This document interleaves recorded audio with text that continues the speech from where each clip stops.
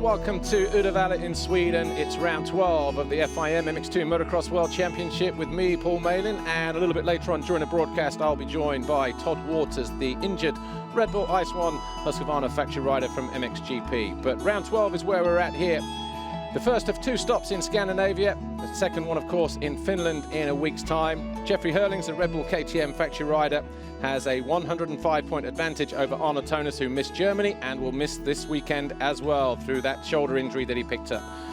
Jordi Tixier is only 20 points behind in third, so he'll be looking at taking over second place in the championship, but it's going to be a tough weekend for him as well because Roman Fevre, Dylan Ferranis, Tim Geiser are all showing good form today.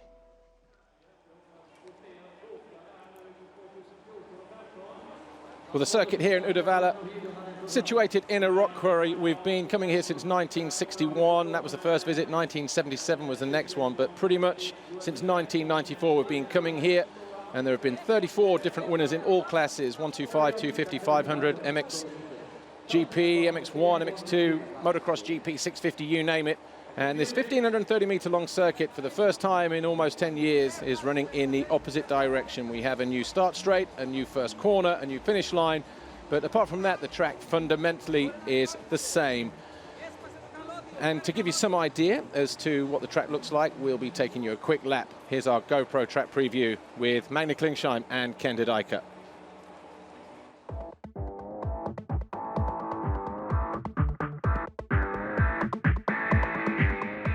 Hi, I'm Ken de Dijker, riding Red Bull Factory KTM, and now we're doing a lap at Uddevalla. Magne Klingsheim, ride for bike at Cosworth Yamaha. Welcome to Sweden. This is Uddevalla.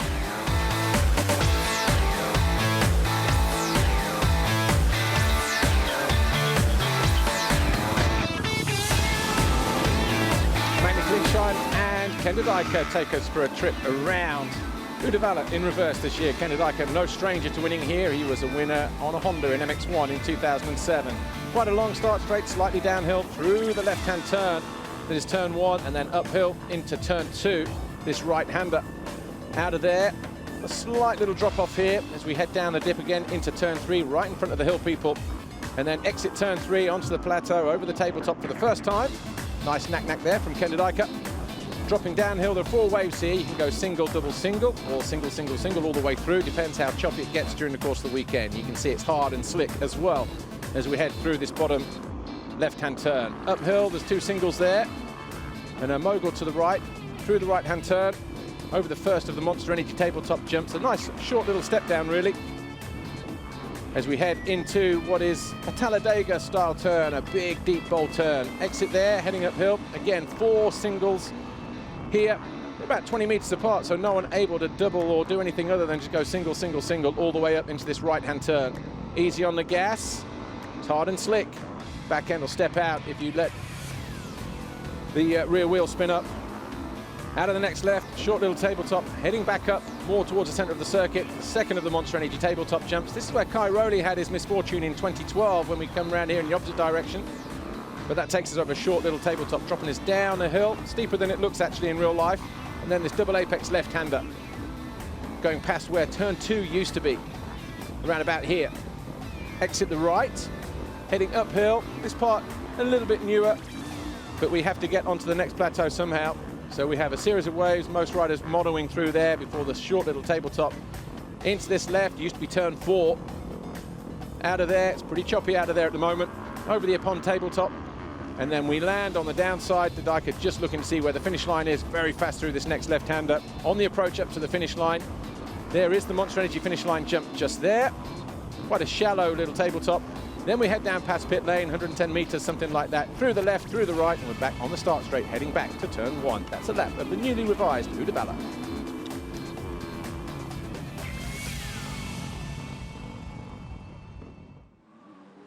And the crowds are packed here, and Amy Dargan is down on the grid, and she's getting ready to talk to Eddie Hjortemarker and Harry Kulas. It's round 12 of the FIM World Motocross Championship. We're down on the start line ahead of the MX2 race one, and with only 5 Grand Prix remaining, it's time for some of these MX2 guys to start stepping it up again. One of those guys we saw really stepping it up again in yesterday's qualifying was Harry Koulas. Harry, if I can bother you for a second.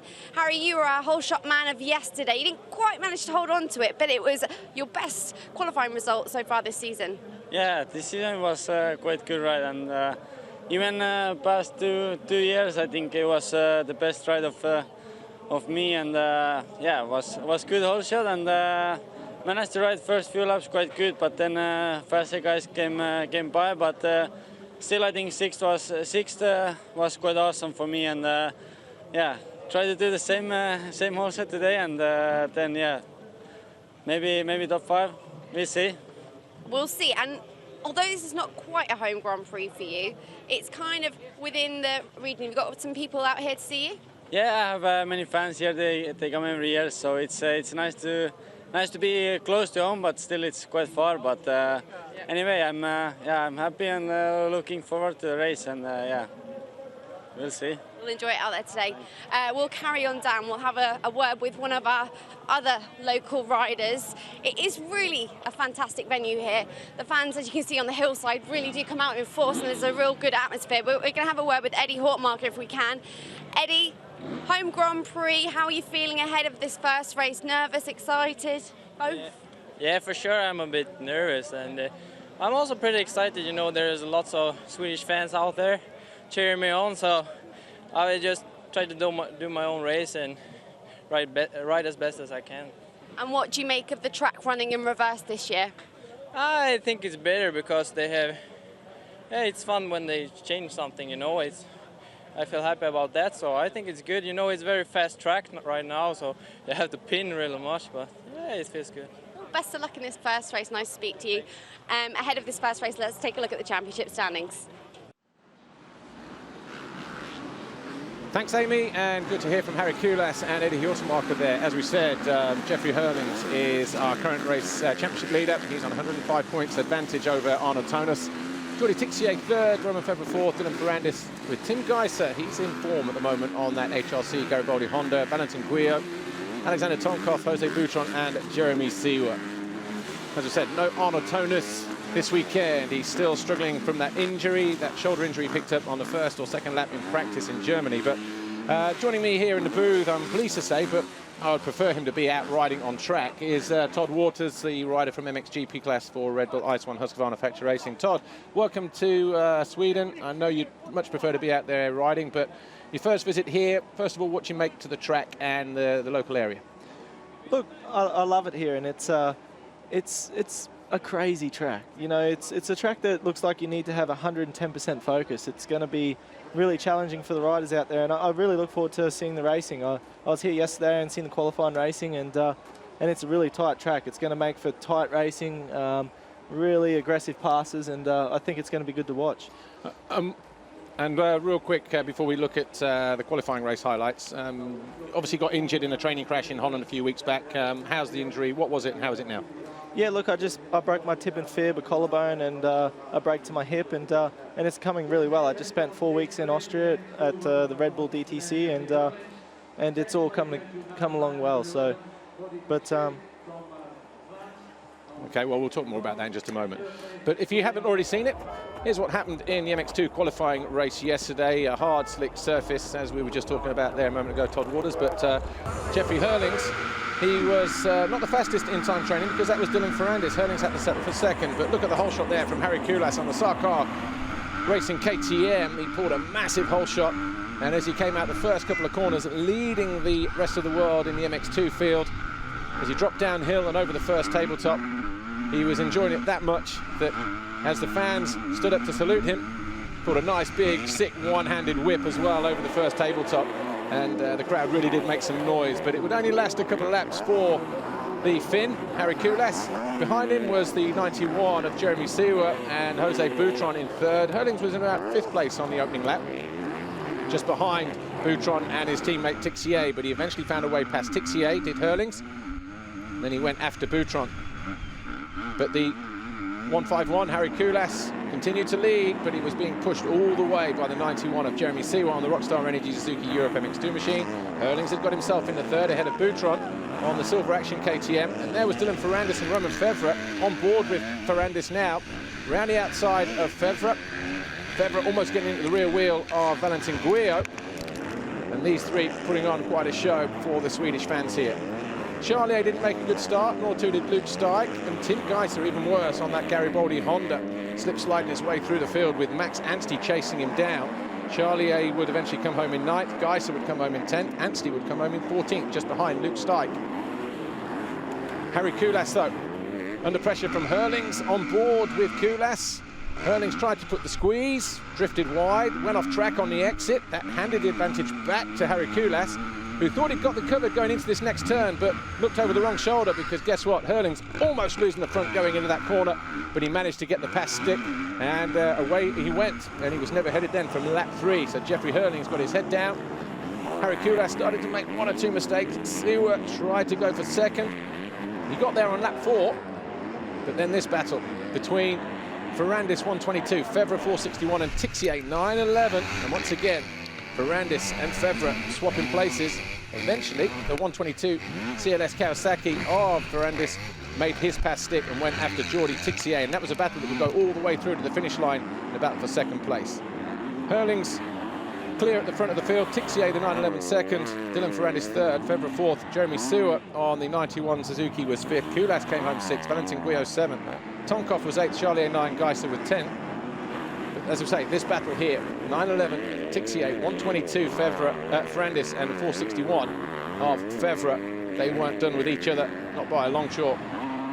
Ferrandis thought he could still do something about the 911 of Jordi Tixier. As Davide Guarnieri watched Jeffrey Hurlings doubling his way nicely at the end of pit lane. Jordi Tixier just not as smooth and efficient. As you'll see, Aken just working a little bit more overtime through there. They're the little areas that Jeffrey Hurlings just eking out a little bit of time. Valentin Guillot couldn't find a way past Harry Kulas, and in the end it was Kulas who hung on for 6th place. But Jeffrey Hurlings, a comfortable winner in the end. He went on to take his 7th pole of the season. Just a quick look there, Todd Waters at the qualifying. What did you make to it yesterday, the racing in MX2? Look, it was great racing, and it's amazing to just see Jeffrey Hurlings come through the pack like that. As you see, it's a difficult track to pass on, and he makes it happen. That's what really stands out to me. Well, this is how the riders line up as they finished in the qualifying race. So Hurlings, Tixier, Ferrandis, Fevre, Sewa, and the rest. But just talking about the track a moment ago, hard slick. Have you ever seen a surface like this anywhere in the world that you may or may not have ridden? I have. In Australia, we get practice tracks like this when they're slightly harder and not ripped deeply. So, but then we come to racing and it's ripped deep. So it's something that, you know, we do ride, but it's unfamiliar to race on. So that's something that I've really learnt over here, and it's going to help out for the future. But I think it's great racing. You know, it makes it really close, and that's what's exciting to watch.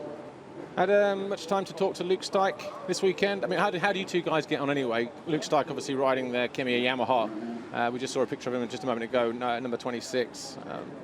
You know, have you spoke to him about the layout of the track at all, or not really?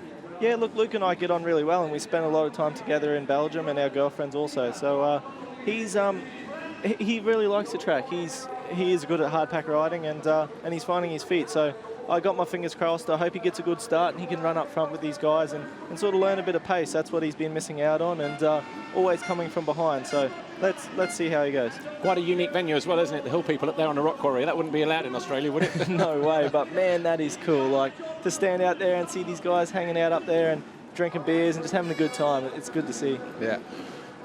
Well, we are close to getting racing here. 30 minutes plus 2 laps, the first of the MX2 races.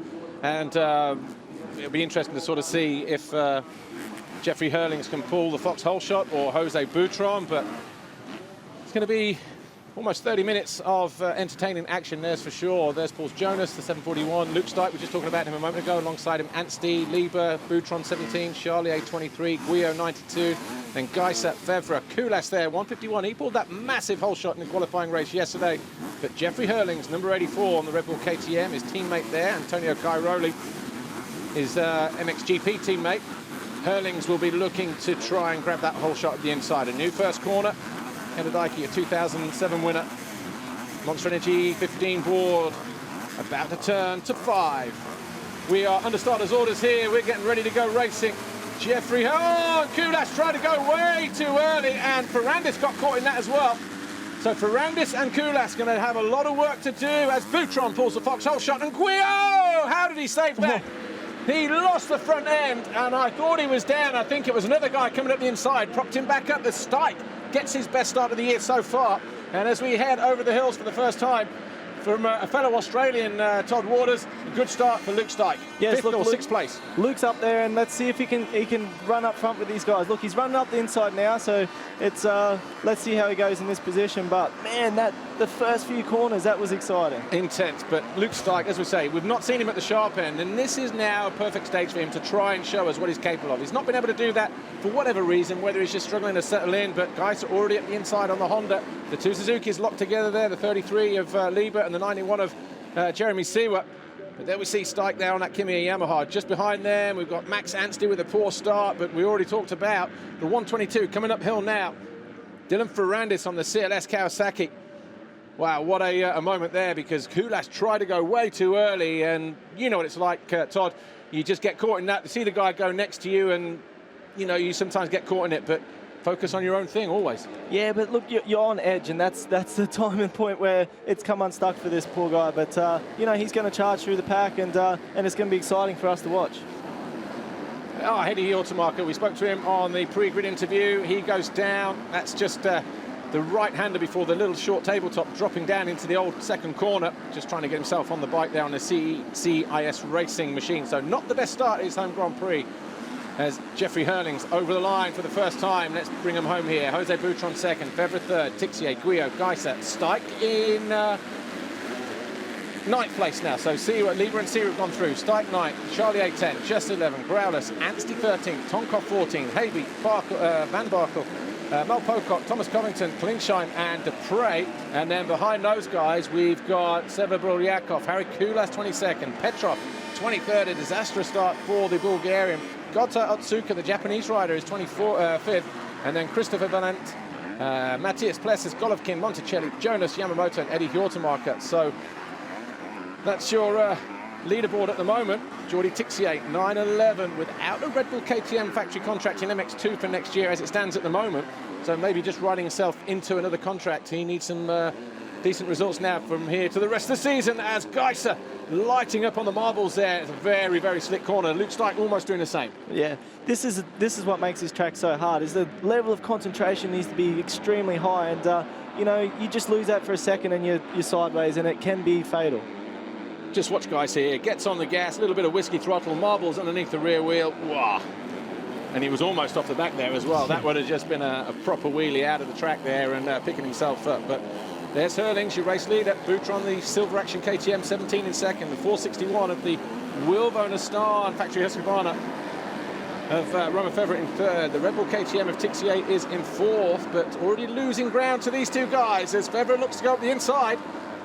Hard and choppy. Some of those braking bumps and accelerating bumps are absolutely gnarly, aren't they, Todd Waters? They are, and Febvre, I really noticed him stand out yesterday. He didn't get off to the best start, but he started coming through, and he showed like he rode this track well. So I'm excited to see how he goes towards the end of the race. Yeah, just watching him come down past pit lane there, nice and smooth at the moment, but that was a gnarly old place to ride yesterday for you guys going through the front door. Here's Valentin Guyot, the standing construct KTM. He's found a way past Tixier.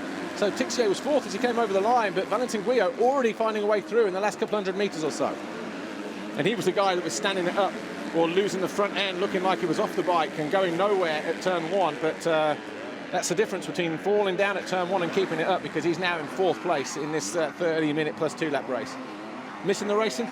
Oh, for sure. It's killing me. But one thing that I really noticed on this track is the guys, you know, you sort of start to settle in because the track is so slick and you get in the wrong mindset, and that can cost you positions. And let's hope that these guys just keep fighting forward and make an exciting race for us to commentate.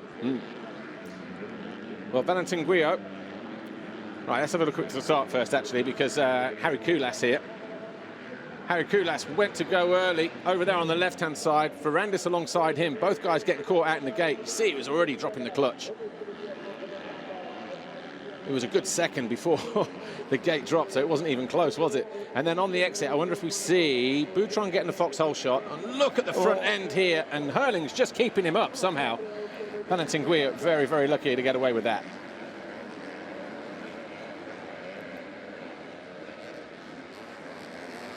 Roman Fevre now up in the second position, but Jeffrey Hurlings is the fastest rider on track, 1:42.5. He's already over the line. Fevre coming through now on that white Husqvarna. He goes through second, and he's already 7.7 seconds down. And look at the difference in lap time, 1:42.5, 1:47.3. That was a 5-second deficit in that lap alone, Todd Waters. This is something that's so amazing, is this track is so hard to find that little edge over the other competitors, and to see Jeffrey Hurling turning lap times like that against the other guys, he's just on the next level. Yeah, Ferrandis down again, look, as was that Brent van Donnek. Evan Habe, the Norwegian rider, 112. He lost the front end going in. Ferrandis was just too close to avoid him and getting stuck out there. So obviously not a good opening couple of laps for 122. Dylan Ferrandis got a lot of work to do now as the rider who arrived here 5th in the championship chase. Look at that gap of Jeffrey Hurlings, though. I mean, okay, you've watched some of the races, you've been to some of the races as 92, Valentin Guyot looking to try and make a move around. The number 17 of Boutron might just be the next couple of corners or so, but you've been to a couple of races since you've been injured, obviously watching a lot at home, I guess, as well on TV while you've been recuperating and training. But when you watch someone like Jeffrey Hurlings, Todd, do you see the differences where he makes time compared to some of the other guys that are chasing his tail?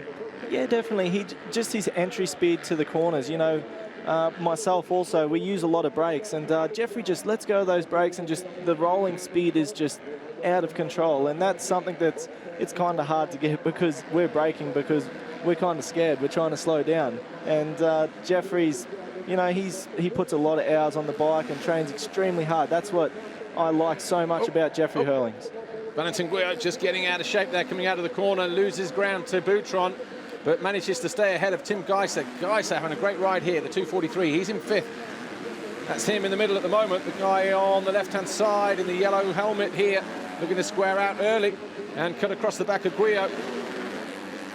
So through turn 1, Geiser, just 17 years old, a lot of expectation on the shoulders of HRC, even though they won't admit it. And that bike getting faster and faster every week, and the kid just showing no signs of pressure. Saw a tweet from Ben Townley, BT 101, recently saying this kid is the real deal. And you know, at 17 years old in this kind of company, he's looking pretty good, isn't he? He is, and I think he's riding very confident. That's what you need. And you know, like Ben said, he's got youth on his side, so he's got a lot of experience to learn, and he's running it up here with these guys with that experience. And look at him switching it and changing it. You know, Guyot goes inside, he goes outside. He cuts to the outside, he cuts back again. Look, just same through here. Takes him wide, makes the pass stick, not hanging around, and he'll defend the inside line here at the top of the hill. Well, Guyot pulls it right back. But good to see these guys duking it out, because obviously with Hurlings up front, already 10.5, 11 seconds clear. This is the battle of the rest, isn't it? Fevre, he's also 3 seconds clear in second place. Boutron 3rd, just here, and then we've got 4th, 5th, and 6th, taking us right back to Jordi Tixier on that 911 Red Bull KTM, with Lieber about 2 seconds further back. The first of the Rockstar Energy Suzuki is ahead of his teammate Jeremy Seawer. Charlier on the factory Yamaha is 9th, and Max Anstey on the bike at Cosworth Yamaha, he is in 10th on the 99 bike. Tonkov is 11th, and Luke Stike in 12th place, so not capitalising on that good start, but again, not an easy racetrack to come to, is it, Todd? No, that's right. But look at these three battling. It is awesome to see. And Tixier just sitting back there, and he's just letting these guys wear themselves out. And I guess he's going to make a charge towards the end. But this is a cool race. There were some horrible holes there that Geiser just caught on the run up to that Nippon jump there. Just 2-3 big holes, halted his progress ever so slightly. Tim Mattis there, the team owner, team manager of that standing construct team of the rider in the middle, 92 here, Valentin Guyot. And Guyot, he knows he's got his hands full. Looks like they're on the same team, these two guys. But, nicely blasting around the outside. Geiser on a Honda. The guy that he's just passed in the same colour kit is on a KTM. And looking to pull it back as well. Guyot is going to get squeezed down here, though. They were able to go single-double through there yesterday, but you can see how it's changed. Hard and slick, a lot of rocks, a lot of unpredictability on ground like this in that case. Yeah, and also it pushes you wide down the bottom. So I think the guys are just trying to wash off a little bit of speed and keep it tight up there, just so you're not taking the long way around. So after 4 laps, and it's starting to rain out on track. Well, we said we might get a shower or two, and that will slick the track up as well, because we saw how polished and hard, and look at it here now. It's almost looking like a speedway track in some of these flat corners coming out. Yeah, and the difficult thing is it's so flat turns leading up to the up ramps that, you know, that could cause problems going off an up ramp sideways and high sliding. So this is going to be a difficult race in short, for sure. Throttle control is imperative now. No need for whiskey throttle, because you will be high siding your way to oblivion, that's for sure. But Hurling's 12 seconds clear at the moment. Fevre second, he's 5 seconds clear. And this is the battle for third here. 4 riders in it at the moment. The 17 of Jose Boutron, the 243 who's switching it again, middle to right on the red Honda. Hope he doesn't use the same line. He will initially, but there were some big holes that he hit right there. He avoids them this time and makes a pass stick as well. Gets himself into third place now. So this will be interesting to see how Tim Geiser, who was 5th at the end of the previous lap, he's taken 2 passes in the space of a lap, picking his front wheel up nicely over some of those braking bumps. They're going to get choppier as the race goes on. It's interesting to see now what Geiser can do. His lap time was a 46.6, and that was only 2/10 slower than Romain Fevre, who's in second, and it was a full second quicker than the guy he's just overtaken, Jose Boutron. So could eat away at that second place of Romain Fevre. That's what he'll be hoping for, as we are, just under 19 minutes plus 2 laps to go. MX2 race 1. Jordi Tixier taking a while on that 911 Red Bull KTM to make some inroads into the riders ahead of him. But you can see how he's struggling to get on the gas there. That back end just working overtime. And it's going to be even more so, isn't it, Todd? Now with the rain coming down, those square edge bumps are going to get slick. You see the braking zone there, the exit points here in this corner, all starting to polish up. And it really can be quite a tricky racetrack these guys are going to face now. Yeah, and also when you get a bad start, it's hard. You just get in that frame of mind that, you know, to be on the defensive, and just that's a tricky thing. So I'm hoping that he switches it up, and he is. Look, he's starting to make ground up on these guys, and the track, I think, you know, you've got to be so careful, because making mistakes here cost you extremely amount of time. I'm just watching the riders as well. Sunny conditions as they went onto the line, all there with laminate tear-offs. No roll-offs. So basically, there's going to be guys, if this rain continues, they're going to be running out of tear-offs. They're going to be riding eventually without goggles, which is an even more serious situation. That is a serious situation on this track for sure. Just as you can see on the track, there's so many rocks, and you don't want to get one of those suckers on your eye. But coming up to this section, this is something that I really noticed yesterday, was standing up on top of the pit box. This S section is so tight, and the guys that really think like that, cut back, you can really make ground up coming into this next corner. So I think that is where Geiser, he's starting to look and think outside the box, and that's why he's made these passes and he's starting to move forward. Yeah, he's very efficient on the bike. He's got a great riding style. At the moment, there's no such word as follow in his vocabulary. So, you know, in that respect, you know, he is, you know, one of the more talented riders in that respect. You know, too many other guys can follow. As you say, you don't make a good start. Sometimes you get in that mindset of just following. Sometimes it's better just to go down on the first turn, because the pressure is off and you actually ride a little bit more freely. But with 16:40 to go, Hurling's 18 seconds clear of Fevre.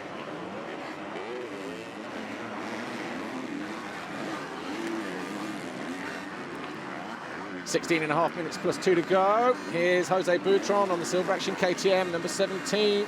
And he's starting to fall into the clutches now of the 911, Jordi Tixier.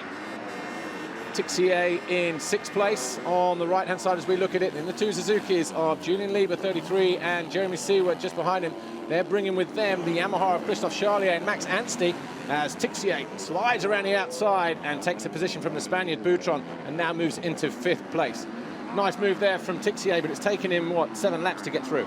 Yeah, but I think this is going to help his confidence now. He's made a pass, and that's going to move forward. So now, see, set his sights on the next position, and that's the mind frame that you want to be in a race like this. We were talking about the rain just a moment ago, Todd Waters, about how the jump takeoffs and some of the corners are getting pretty slick out there, but even some of the landings, I noticed that Ippon tabletop over on the far side there, just behind the start area, how that's starting to shine up a little bit as well. So you need to be landing pretty straight, don't you? If you're scrubbing, you need to be straight when you land.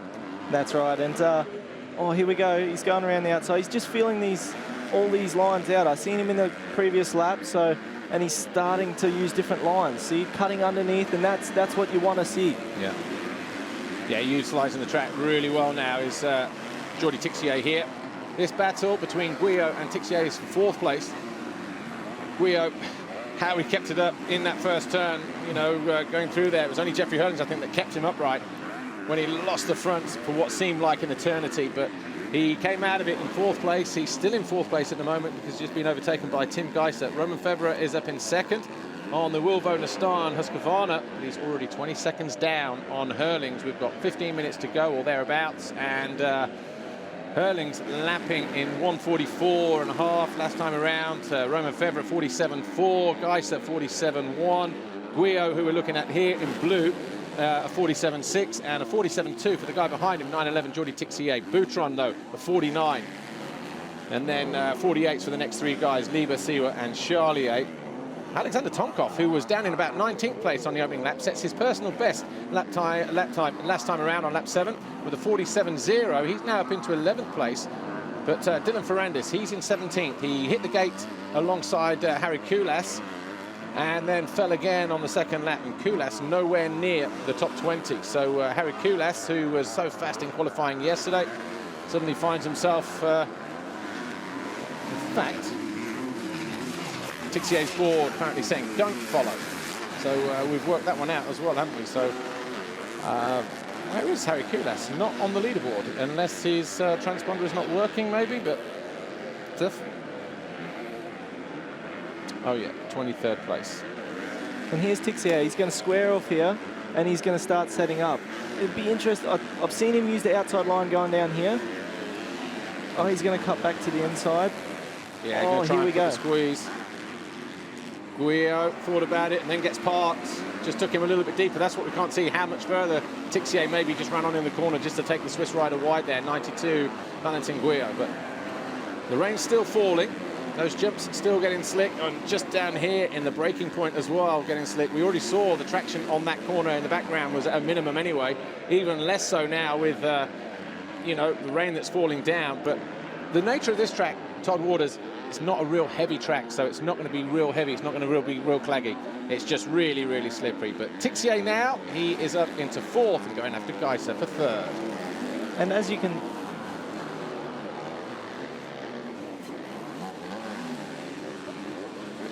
Yeah, Todd Waters, we were just talking about the track conditions there. You were talking about how it's slick.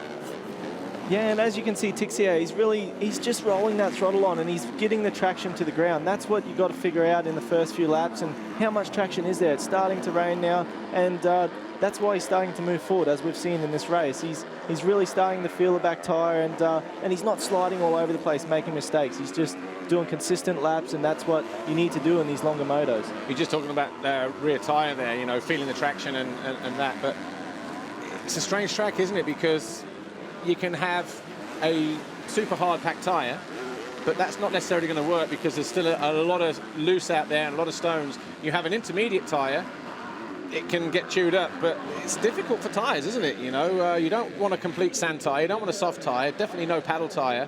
Hard is too hard because there's just no traction, no give. And then when it rains like this, would you say an intermediate tyre therefore is probably the best option?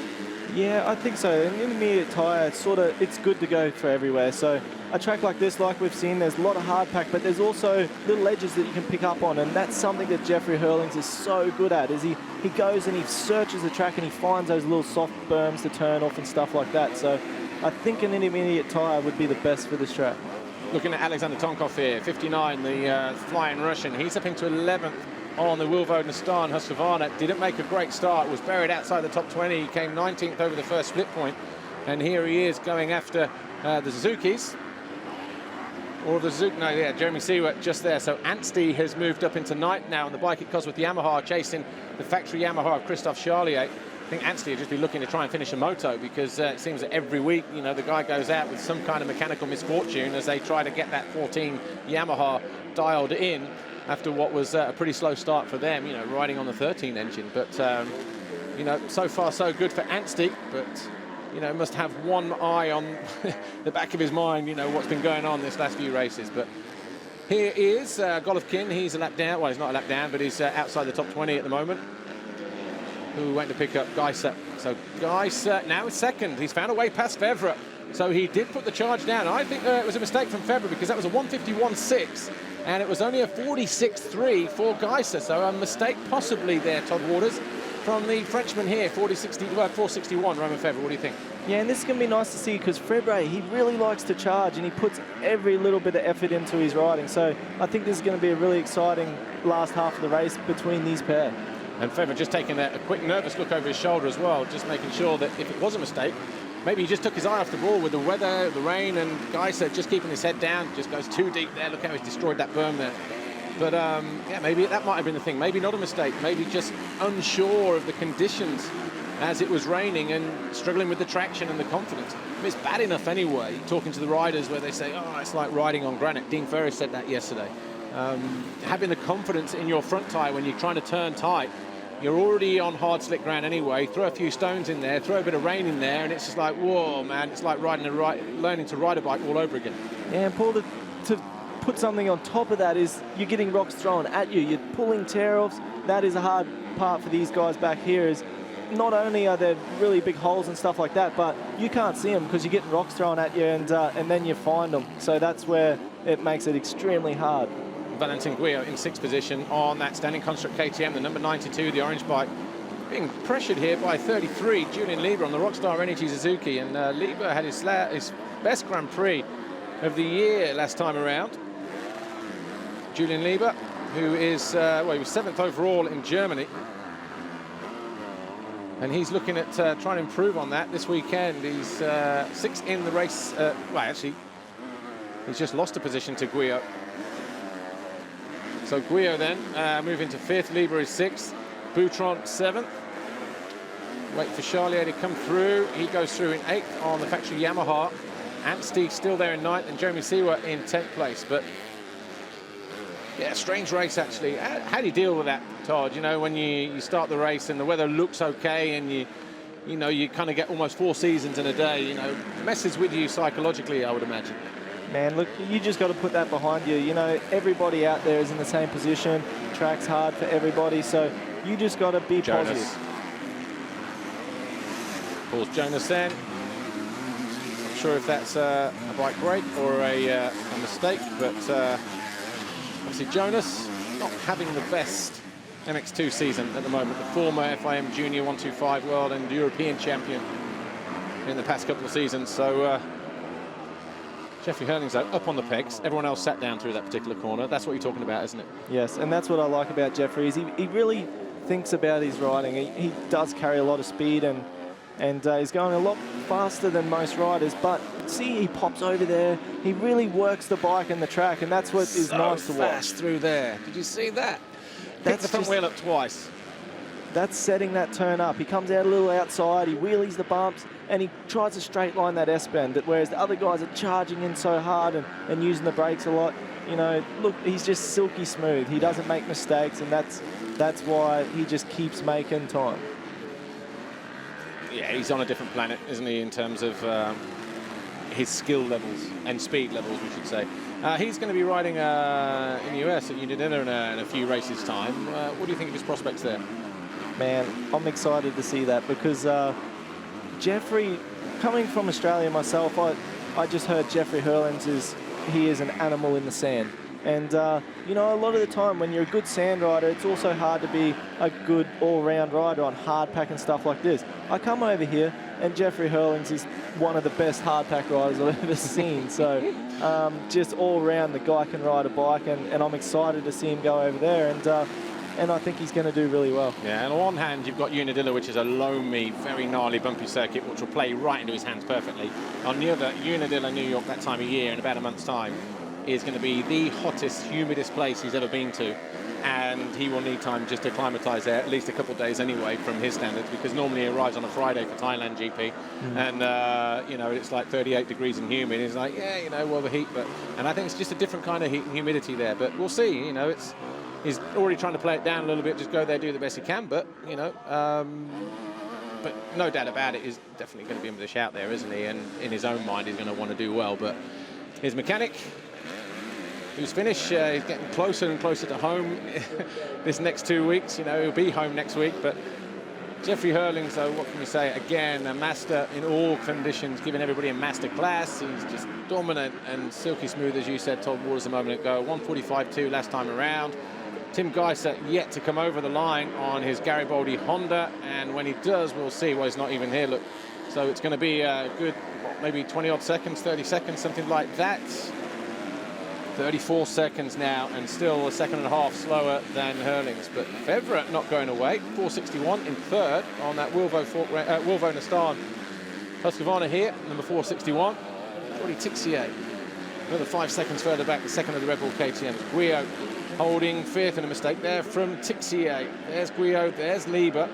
So Lieber well placed here to have another good overall Grand Prix. Had a horrible injury last season to his knee, but suddenly gaining in confidence, it would seem, from that 7th overall in Germany a week ago. And that will do that, won't it, Todd? You know, you can go race after race, week after week, GP after GP, and struggling to find something, like Luke Stike, for instance, you know, who has dropped down to 19th. And you get a good start, that's one thing. If you make the most of that and capitalise on it and find yourself running top 10 at this stage of the race with 4 or 5 minutes to go, that puts you in a whole different mindset going into the next race, doesn't it, or the next set of races. Yes, and that's something that you got to, if you do have a bad race, you just got to go back to your camper and admit to yourself that, man, I didn't ride good. There's no excuses. My bike's good. I'm going to go out for Moto2 and I'm going to put in the hard work and see what that takes. If that doesn't work, we do the training during the week. So that's where you just got to be confident within your ability and try and move yourself forward. Well, Jose Boutron coming under a bit of pressure here from the 23 of Charlier. Boutron under attack in 7th.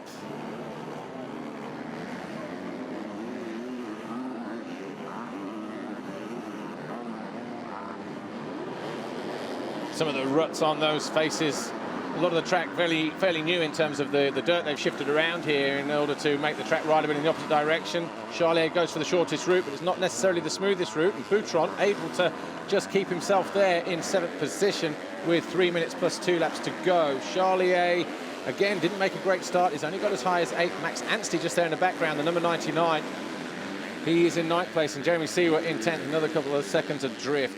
Todd Waters, obviously we've seen interchangeable conditions in this first MX2 race. It was hard and dry and slick at the start of the race. We had a rain shower. It looks like it might still be spitting a little bit outside. Conditions changed, and now it seems to be coming back to the riders again. Lap time still pretty consistent, around about 47 seconds.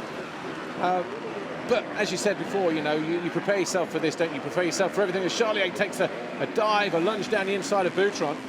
But in terms of the actual race conditions, you know, that's the kind of thing you practice in a week anyway, isn't it? You don't just suddenly pull out of a moto in training because it starts raining, for instance. No way. You try to never pull out of a moto, and that's something that, because you don't want to be pulling in these sorts of races, because it's the same for everyone, like I explained, and the track's actually starting to look pretty cool. Like, it's starting to push up some soft sand berms because it's had a bit of moisture in there, and so it's looking like it's a lot better than when they first went out. A little bit of moisture does often help. So Tonkoff finding his way past Jeremy Seawert.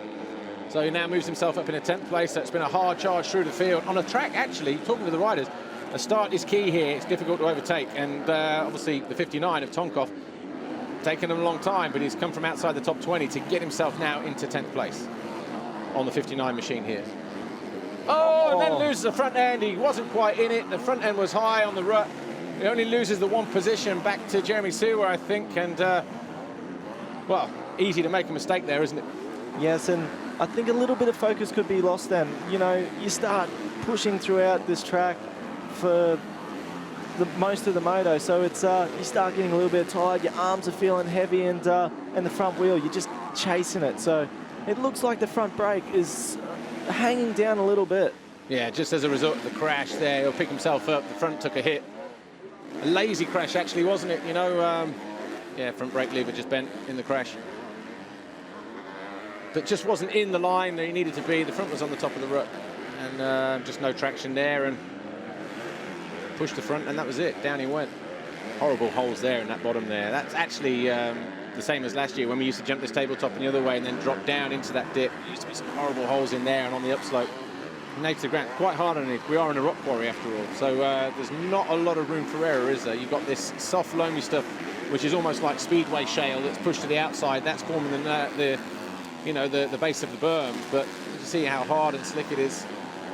Yes, and lines can be so important at this time in the moto. Towards the end of the moto, you're starting to get a little tired, and you know, you might move a foot to the left and it'll be dead smooth. So it's sometimes you do have to just have a think about it. Go and watch the races before you just to find those little sneaky lines that will make it easier for you, your last half of the moto, where these guys are pounding through the bumps, and you can really capitalise on that. This battle here for second is getting close again with a couple laps to go. Geiser on the Garibaldi Honda here, 243, lead bike in shot, and the white Husqvarna of the 461, Roman Fevre. He's got himself back onto the rear wheel of the Slovenian rider, Tim Geiser. Believes he can maybe go for second position. Well, that'll be good if he can in the final 2 laps, but Jeffrey Hurling's, look, 40 seconds clear of these guys. And Tixier another 7 seconds back. So Fevre might have already taken a look over his shoulder to see exactly where Tixier is, to think, right, if I do lay down a challenge, is it going to be expensive if it goes wrong? Yes, and sometimes you do have to look at that, and you know, if it does go wrong, how many places am I going to lose? But I think this is the time he can really charge. He's seen the 2 laps to go board, and he's going to start to throw down. Well, Geiser has been second on 3 occasions this year, second in both motos in Germany, but also he picked up a second in the second race in Spain. But Roman Fevre, actually, his best has only been a 3rd, and he's had quite a few of those, so this will be a career or a season's best race finish for Roman Fevre on the Wilbo Nastan Husqvarna, if he can find a way past Tim Geiser. But not going to make it easy for him. We've seen how hard and aggressive Tim Geiser can be. Doesn't take any prisoners. Yeah, Geiser's just got that little tiny gap on him, but I'm 100% sure that he knows and he's aware of that. Going around the corner, he can see as he's coming back out, so I'm guessing he's just trying to keep that gap the same and finish off this moto in a strong position. There is the gap we're talking about. Fevre here in 3rd place, the guy ahead of him, Tim Geiser, in 2nd. Hard and slick. Looks to have, and we weren't sure whether it was a mistake from Roman Fevre when Geiser found a way through. There was a difference in about 4 or 5 seconds in that particular lap time. Might have been an off-track excursion, it might have been the conditions at the time, and now that it seems to have stopped raining, might be those conditions are starting to come back grippy, and Roman Fevre just gaining in confidence again. And also Fevre's, he's seen the 2 laps to go board, and he wants that second place. He's got nothing to lose. Guys, you know, he's defending now, so it's going to be interesting to see how this one plays out. What was his lap time? 47.995 for Geiser, 47.6. So we're splitting hairs there, aren't we? 0.3 of a second. Either way, you got to be in it to win it, as they say. And these guys have put themselves in a good, strong position for a potential podium finish. See, Jeffrey Hurling's lost one of his motos here last year when Chialier won one, and you know, Jeffrey won the other one, but Hurling's crashed at the first turn in the first moto last year, had a hard ride through the field when the track was in the opposite direction, passed his teammate on the last lap on the approach to the finish line. As you say, rule number 1, always beat your teammate. Well, as we've seen, it's a very tight first couple of corners, and you just got to try and get through those first few corners and then set yourself up for the rest of the moto. Have you seen video of this place before you came here?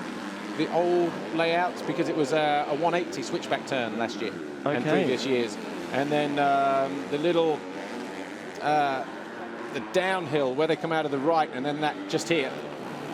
We used to hit that, just to the left of that, you used to jump down and land in turn 2. So it was literally speeding past pit lane, and then, Ferrandis has had a good drive. He's now up into 12th, challenging Tonkov. So yeah, 180 left, back past the pit lane area, and then launch down the hill into those corners where Tonkov just fell a couple of laps ago. So completely different in terms of how you got to that part of the circuit. But this guy here will be kicking himself, 122, Dylan Ferrandis. Struggling to get tear offs off the goggles. What's the advantage of laminates, Todd? You know, for those who still favour roll-offs or have never ridden with laminates. Well, look, in Australia we use a lot of laminated tear-offs, so the difference being is you can they come in a 7 stack and they're extremely thin, so you can put 21 tear-offs on and have really good vision.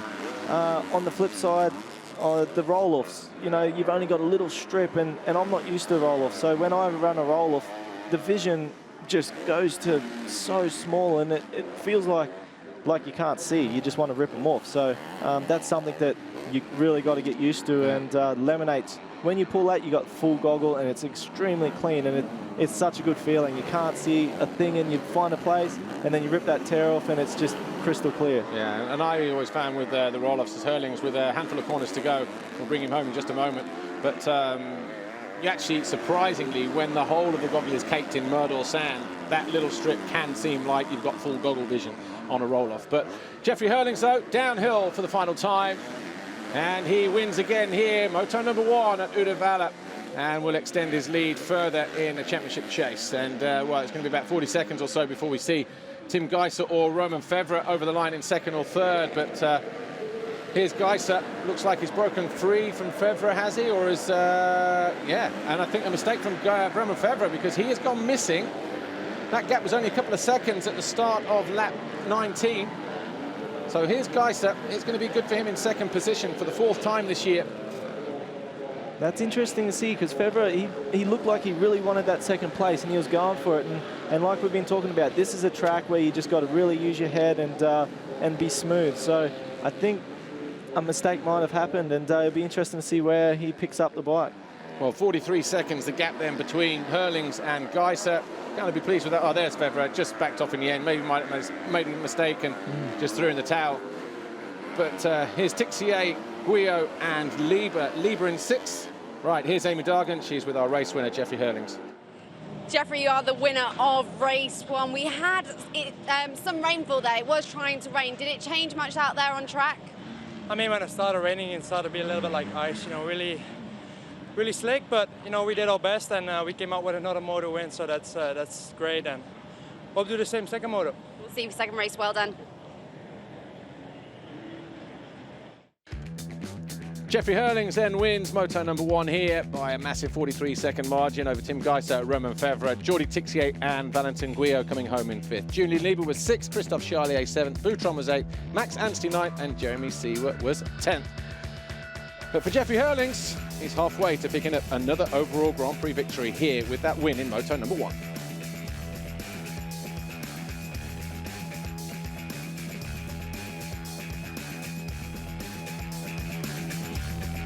And that's win 19 in motos for Jeffrey Hurlings in 2014.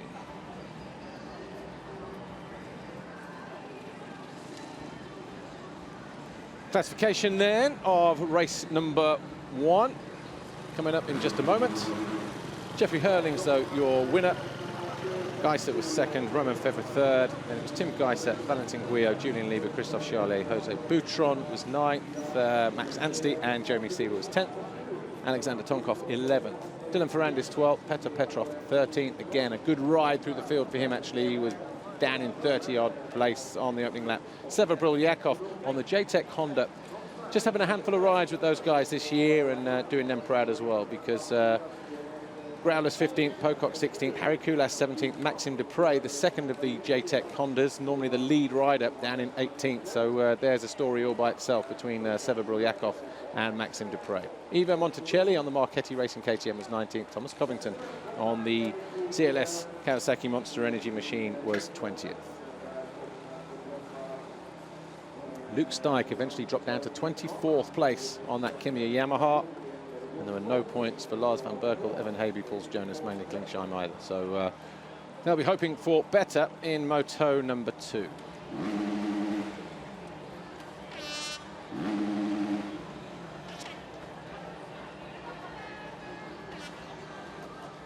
Jeffrey Hurlings then pulls even further clear. Tone is still hanging on in 2nd place, but only by 2 points over Tixier. Fevre's 3rd, Ferrandis, Geiser, Guyot, Tonkov. No change in the first 8 places, as you can see. First 12 places, but Julian Lieber moves up to 13th at the expense of Glenn Koldenoff, who's back on a bike and training again. And Christophe Charlier pulls back another 2 places as well to 17th. But small change for him. Guys should have been challenging for the title this year.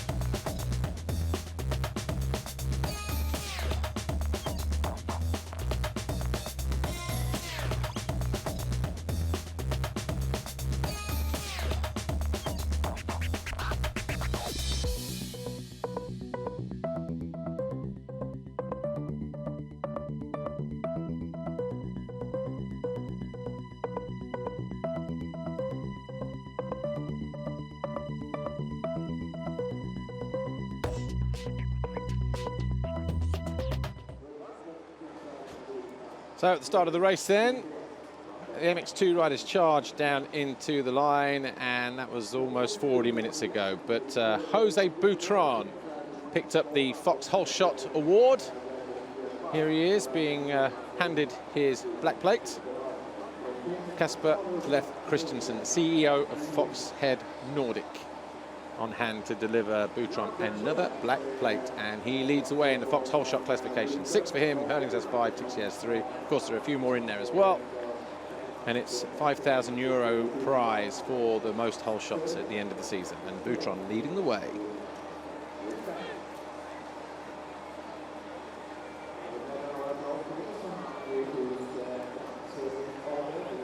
Glad to see the rain hasn't kept the hill people away, although it might be a little bit slippier up there. My thanks to Todd Waters for joining me here earlier for MX2 Race 1. And here are some of the highlights from MX2 Race 1. Jeffrey Hurlings got himself to the line, got a decent jump, unlike the guy to the left of Roma Fevre here. 151, Harry Koulas, and alongside him, the 122 of Dylan Ferrandis, although there was a rider in between Ferrandis and Fevre and Koulas. But just saw a twitch, did Ferrandis, and that was obviously costly for him. Hurlings got a good jump up the inside, but it was Butron who pulled the Fox Whole Shot. Guillot was there in second, started to lose his front end around at that point. Jeffrey Hurlings stood him upright though, going through that first turn. Luke Stike started about 7th on the number 26 machine as Evan Habe went down. Ferrandis caught him as he was trying to charge through the field after that gate hit experience.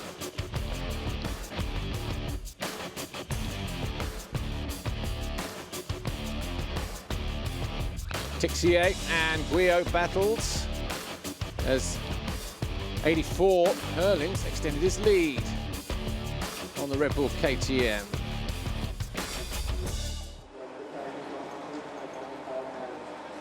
Right, we'll be back in a moment with MXGP Race 1. Like I say, thanks to Todd Waters for joining us here. We'll see him on a bike soon, but back in a moment with MXGP Race 1.